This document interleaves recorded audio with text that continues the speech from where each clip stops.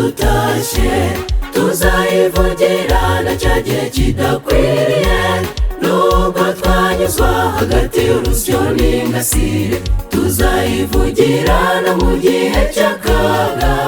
Pawulo ati narwanye intambara nziza yo kwizera, ikamba biciwe nanjye nzaryambara.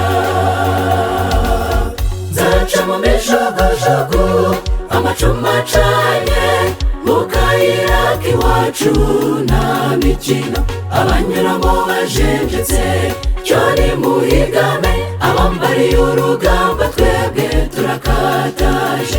Ibisa n'ibikanganye ibiduca intege, nimukabuze mukaza ingamba tuzahagera. Umukiza ateze ibiganza twakire, Yorodani nubwo wasuma tuzakwambuka.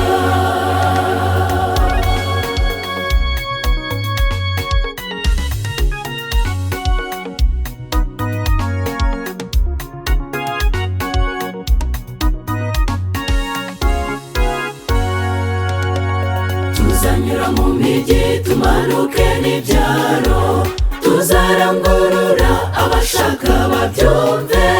Tuzaba nka Yohana ubwo yari kuri Yorodani, amakondera yacu ntituzayamanika. Nubwo inzugi z'amazu y'imbohe zakingurwa, Imana nkorera yazifungura. Nzaca mu mijogojogo amacumu acanye, mu kayira k'iwacu nta mikino, abanyuramo bajenjetse cyo nimuhigame, abambariye urugamba twebwe turakataje. Ibisa n'ibikanganye ibiduca intege, nimukabuze mukaza ingamba tuzahagera.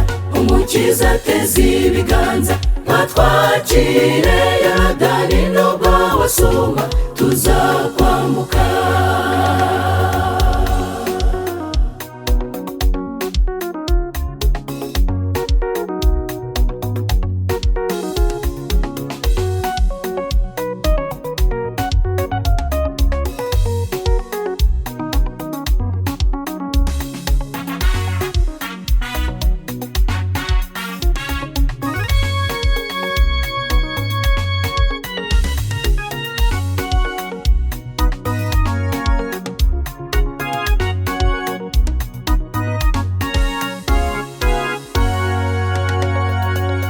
Ntitubasha guhangana n'umuraba uri imbere, tukemera kuvunaguza kudufata izahabu. Nitumara kuyisingira tuzaryoha, umukimagiro wabera hamwe na Yesu.